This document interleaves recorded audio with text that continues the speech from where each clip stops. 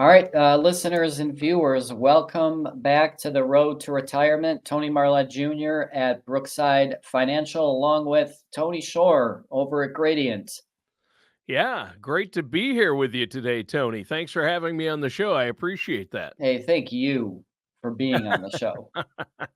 No problem. We always have fun. Before the show, I saw Chris Anselmo poke his head in there. He's kind Yes, of crazy. You have to work with that guy every day, huh? every day. No, I know you love it. He has a great crew there. I love Yeah, it. You guys do a good job there. So, yeah. today on the show, Tony, what are we talking about? Well, I wanted to do a typical, as usual, we do a little bit of a market update. We'll talk a little bit about interest rates and inflation and housing prices, and then also really politics and portfolios. So have Wow. some data from Gradient that we'll go over. We'll try to wade, Sure. try to stay out. This isn't a political show, as we've talked about before, but there is definitely an intersection. And I think for the first time, we'll talk a little bit about some definitive things that we've heard on policy from the potential presidential candidates. So Sure. Sounds good. I haven't heard Well, that much besides, non-policy related stuff. A oh, lot of yeah, lot of they others. haven't yeah, that's the problem with both of them right now. It's like they're slinging mud. I haven't really heard about some actual, Yeah, a lot of them aren't really talking about, or neither one of them are talking about actual policy.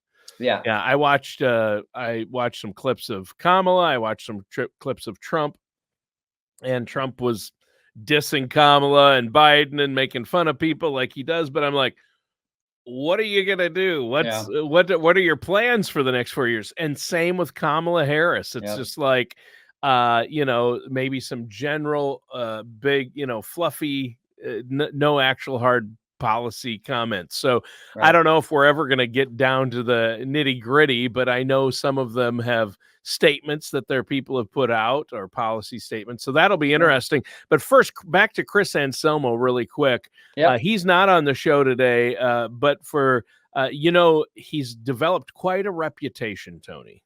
Did you know that? I do know A- that. I As a mean, we need some financial context, but yes, he has as a definitely. financial advisor. So people are starting to talk out there. He's even been mentioned on some popular shows. Check this out. Financial Panther, eh?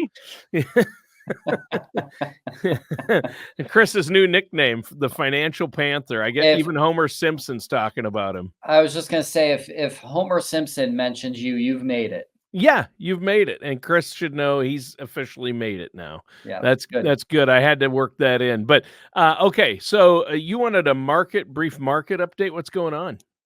Yeah. Well, we've had a good start to the month. Year to date, I don't think too many people saw at the end of July us being up 16% on the S&P 500. No, I don't think anybody saw that. Like I said, year everybody's over. like, "Whoa, this is great," but Yeah, eventually, I would say there's got to be a correction. There I would always say so is. too. Remember, like we've talked about, like you just said, 5% corrections per year. We've only had one so far this year. And every time on the last three or four corrections, a time that we've had a correction, the market's rebounded to a new all-time high. So Yeah, you definitely don't want to get into, there's a time and a place for day trading. Um, a lot of times I don't have an issue with people, doing that. But if we're planning and doing things for an ultimate goal, for the longer term future, for investing, retirement. Yeah, right? Yeah, we don't play too much into that. And then we'll talk a little bit more in a minute about how politics factors in, or at least how people think it factors in. yeah, Dividends are starting to be a little more pronounced now. I think that's interesting. People completely abandoned dividend stocks in 2023 because of interest rates. I think it's almost a foregone conclusion. We're going to get lower rates, even if it's just a quarter of a point in September. People are starting to put money back into dividend payer stocks that pay those reliable dividends in lieu of interest rates potentially declining. So even with that, we've seen the S&P growth has been the story all year long. It's hard to find value in the market. I guess maybe that's why with as I think it's overpriced. I think a lot of people would agree with that. And then over the last month, tech has been on a wild ride, Yeah, but the Nasdaq and yeah, tech. it's been a really wild ride. They're down 2% though. And then the Russell, it's been interesting. The small cap stocks are up 8%.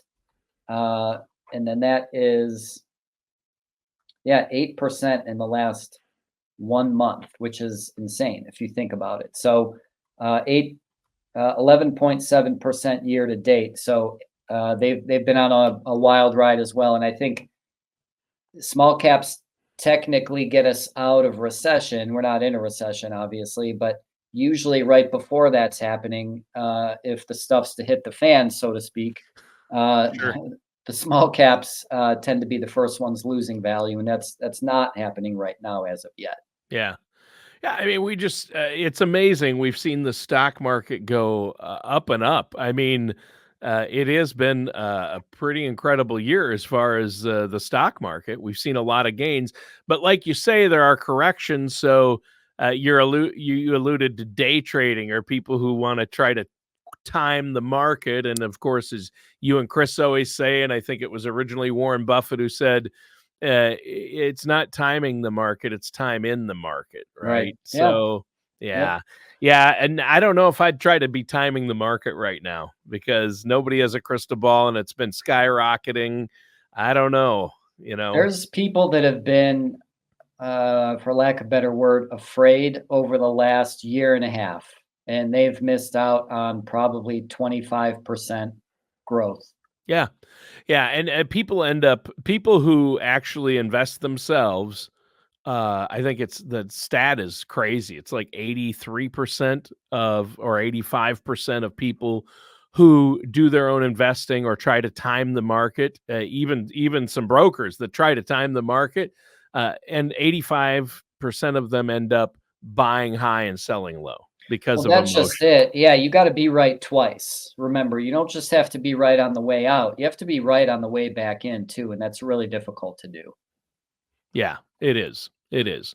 So it is good to keep an eye on it, but I know that you and your firm, you work with really good companies and have direct contact with the portfolio managers at places like Gradient Investments, where they're Yep. actively managing these accounts and they look at what's going on, and they have a really good track record. So I know that you're really looking out for the best interests for your clients and basing what's happening on their individual situation and goals. You can't give, we talk in broad strokes on the show about investing. You can't give specific investment advice on the show because Right. it's based on each individual's own needs. As a fiduciary and a financial advisor, you're really looking at, each individual and what they might need, correct? Correct. Yeah, I tell people too. A lot of what differentiates us isn't just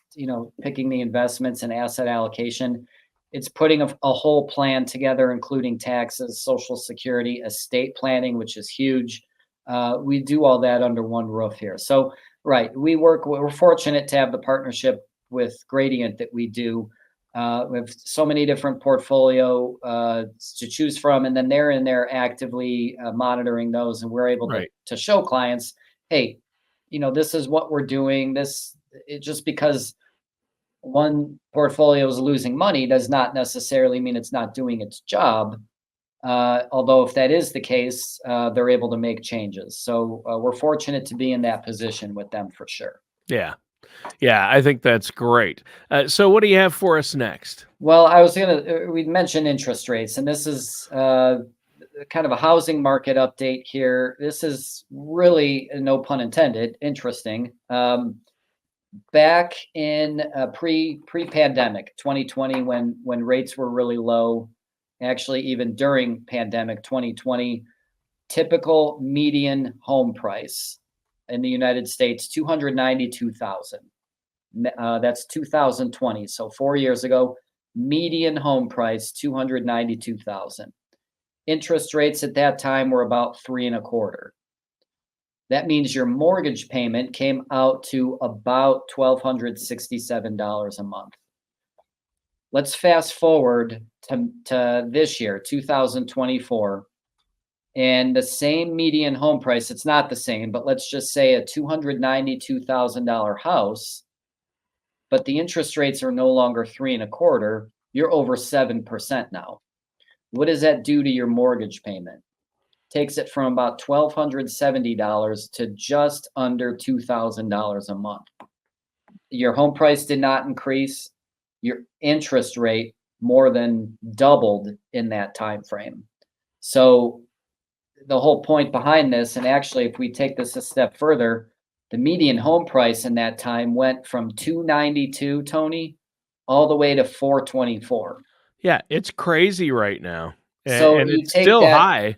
yeah, absolutely. You take those interest rates. So between the median home price of 292 to 424, I know Mhm. we're throwing a lot of numbers out there, but 292 to 424 over 4 years for a median home price, and then interest rates going from 3.25 to over 7, your mortgage payment 1,267 all the way up to 2,800 now for a median home price in the country, and that's due directly Yeah. to inflation and interest rates. Yeah, I mean, we saw there's a house in our neighborhood that we know 5 years ago was $250,000, and now, it's up for sale again, $500,000. Wow, and that's probably, you That's said 5 years double ago, yeah, that's $500,000 for a home that's, yeah, in my opinion, worth about 200. That's just my yeah, but I mean, I've been inside it. It's like, that is insane. The housing market is a little crazy because, I'm starting to see more houses go up for sale than remember for a while, there was nothing available, right. right? But now I'm seeing, at least in our neighborhood, more houses going up for sale. But between the prices and the current interest rates, they're sitting, I think, a lot of them, and I don't know, the housing market is a weird one. I mean, what's your take on that, where it's headed? I mean, when interest rates lower in September, maybe that'll spur things to free up the housing market. I guess the Fed wanted this to happen, right? To slow down Well, inflation, uh, stop people from purchasing, cars and homes. right, that's the idea behind raising rates, is to slow down a hot economy. And now with unemployment above 4%, you could be looking at rates dropping a little bit. There has been some evidence that earnings are slowing down, although we're in earnings season now. The results have been somewhat mediocre, I think. So not truly bad. But the Right. thing with the housing, I mean, a first-time home buyer, I don't believe is or necessarily should be looking at the median home price in the United States. But just say you No. were Yeah. a first-time home buyer.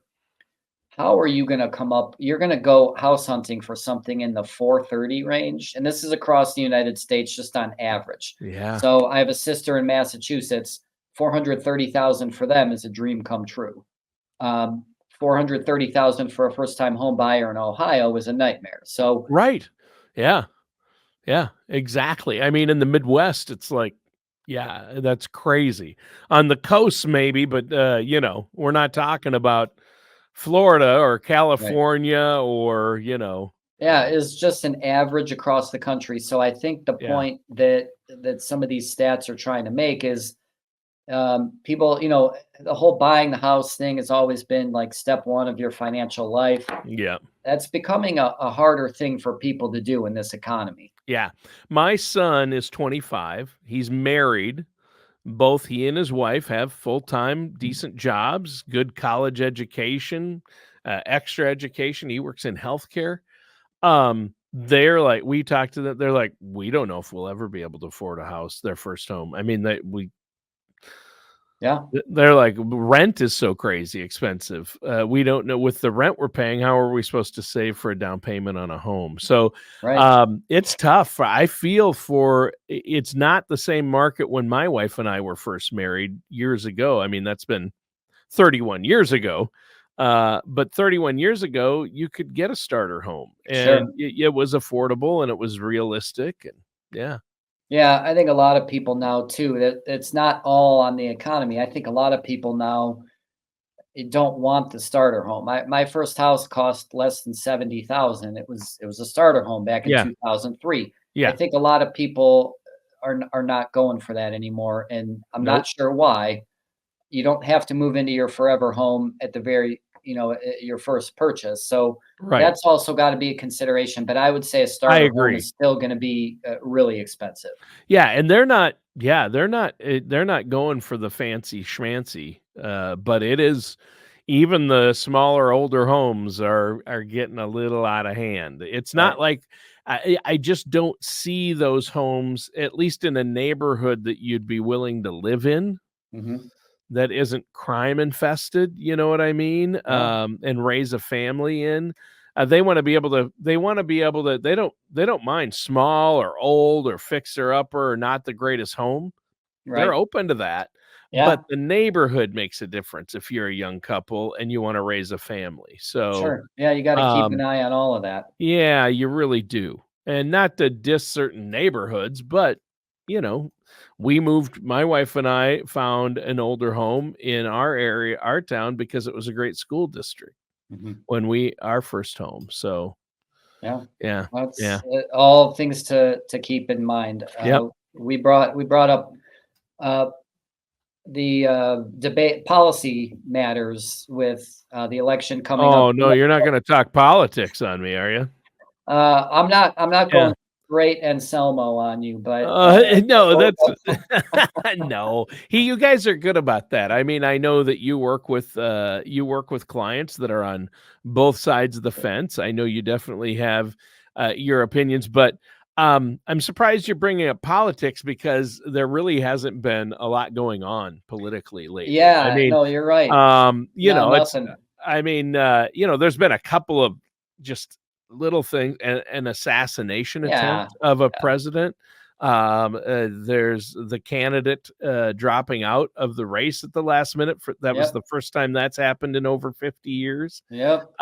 It is insane. It's a presidential election year in Everything America. is Woohoo! magnified, and you had the Secret Service director stepping Oh, down. that That was a was tragedy. I don't mean to make light of that because yeah, that was crazy. That was as close as it gets, yeah. and that's scary. It That was really is. sad and scary. That is terrible. I Yeah. mean, obviously, that was somebody should get fired for that. It's not even they had to do that. She didn't Yeah. give any answers. And I'm glad to see she was just scorched by both sides here. Oh, yeah, this I'm isn't a glad. partisan thing at No, all. and I it mean, the shouldn't be. the Secret Service operates, regardless of what party is in power. That's a you know, I mean, it serves the administration, but it also serves, the country in general. It's not just one administration. They protect Democrats and Republicans at the same Right. time, so are supposed to Yep.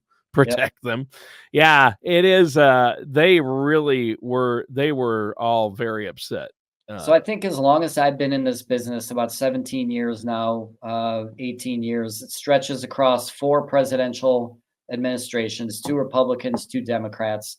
And there always seems to be the people who are sitting on the sidelines until such and such is out of office. yeah, because And if I'm going to my show or and you, they say if my candidate doesn't get elected, I don't want my right? money in the market because it's gonna crash, right? Let's take a look at why that's a mistake on both sides. So let's say you had $10,000 to invest in the S&P and you put it in the S&P 500 in 1953. If you only invested when a Republican was in office, your $10,000 would be $83,000. Not bad. Only if you invested when Republicans are in office, you took your money out when Democrats were in office. $10,000 becomes 83. The same $10,000 on the other side, you only invest when Democrats are in office. Since 1953, $10,000 turns into 227,000. Again, not bad. If you invest and you hold regardless of who's in office, $1.9 million. Yeah.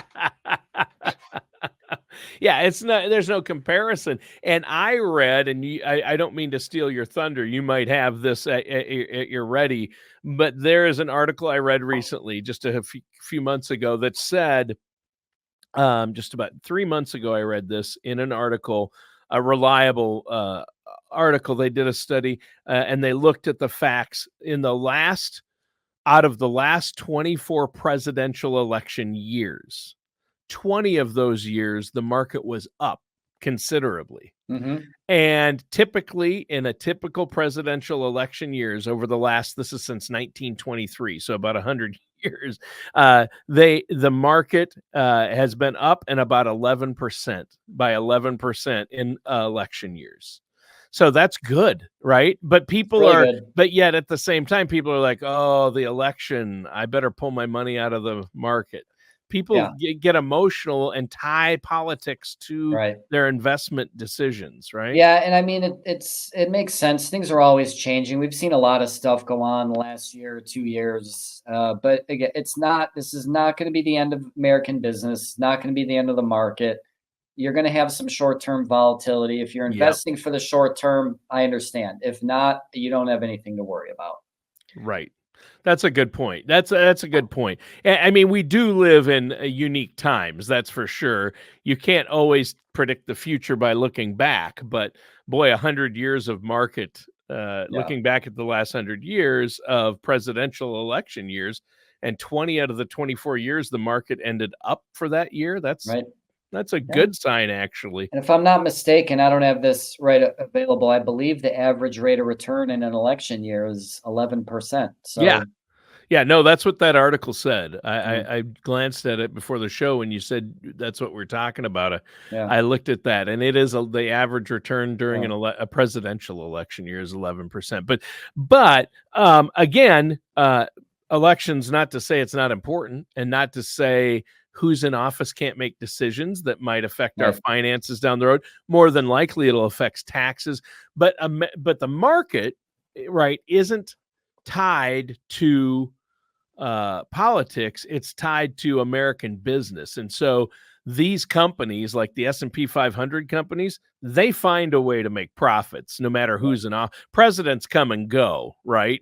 But Apple finds a way to make profits, right? right. Yep. Presidents come and go, but Microsoft or Berkshire Hathaway, they find ways to make money, right? I mean, Well, of course, right. They if you're Apple, you release a new iPhone. If you're Microsoft, back in the day would release a new Windows. It's just, you're right. They always find a way to do things. Some of them have more outsized influence than others.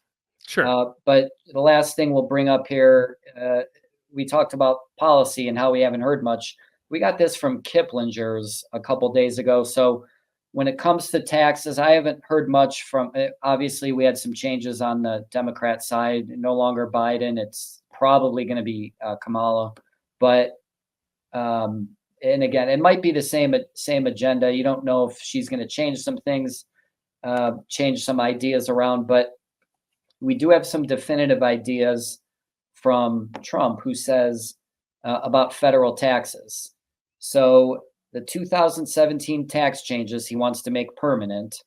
Those are the Tax Cuts and Jobs Act, which um, That helped a lot of well, people, it helped actually. a lot. I don't see how, with all the money that we've spent in the last few years, that you can do that. But that's Right. How can they not raise taxes? right. Everybody says they're going to raise taxes. So that's interesting that he says he's not going to allow that to expire. I'm surprised. Hospitality and restaurant workers would like this. He's proposing that tips be tax-free, which, I heard that. I think that should be a bipartisan issue. I yeah, think I agree with that. I mean, our country needs to pay down our debt, but at the same time, I don't think that's going to make a huge difference. I think that's something good to campaign yeah. on And because then we talked about home ownership before too. He didn't give details, but it's tax incentives and credits, or we don't have details here anyway. Mhm. Tax incentives and credits to help promote home ownership. Hmm. Corporate tax rates would be cut, dropping 21%, dropping below 20% from 21%, and then there would Wow. be. If he's gonna cut all these taxes, though, what about the federal, Well, so that's the budget issue. deficit and the US debt? That's the issue. I think there's too many people out there who believe in this concept of modern monetary theory where you just print money, spend it, and damn the consequences. I don't I think that's becoming more of a mainstream That's how we idea. ended up with 10% inflation Yeah, and correct. 11% Exactly inflation right. because And then they did interest they rates did sky do high. that $7 trillion during COVID to for COVID relief. Right. They did that. They printed $7 Right. trillion and it caused some terrible inflation. Yeah. And that was on both administrations. Well, that was on half both. That's exactly right. half of that was signed off during Trump's administration. The other half, or maybe a little more than half, was signed off during Biden. So Right. that's yeah, I don't know how they can keep that up, keep cutting taxes and then deal with that. We're going to have some serious inflation down the road and economic problems if they don't figure it out. But you know what? I mean, Tony, they can cut taxes as long as they cut spending. That's Oh, true. wait. You're funny. You really ought to take that act on the road. Oh, the government cutting spending? Yeah. No, that's in my lifetime, in my 58 years of existence, Tony, that's never Yeah. happened. So Yeah, and the last 4 presidents have spent more than all their predecessors combined. So, and yeah, you're right. It's a trend and it's terrible. not going anywhere. No, it is a trend and it's not good. All right, I will flash our signs here. BrookesideTax.com is our website. Call us 440-886-3550. I mentioned this during our market updates too. We've been working on shorts. We have shorts on our YouTube page at Brookside Financial, and then our Facebook page as well. There's information on things that we're doing in the community, like our shred event that we had last week that was very successful. We look forward to doing more of those upcoming, but a lot going on, and including hiring a couple more people too. Oh, wow. Yeah, you guys have a lot going on there. And Tony, great show. You covered a lot of great hot topics today. All right. Thanks, Tony. As always, great to talk to you, and we'll talk to you soon. All right. Thanks. All right.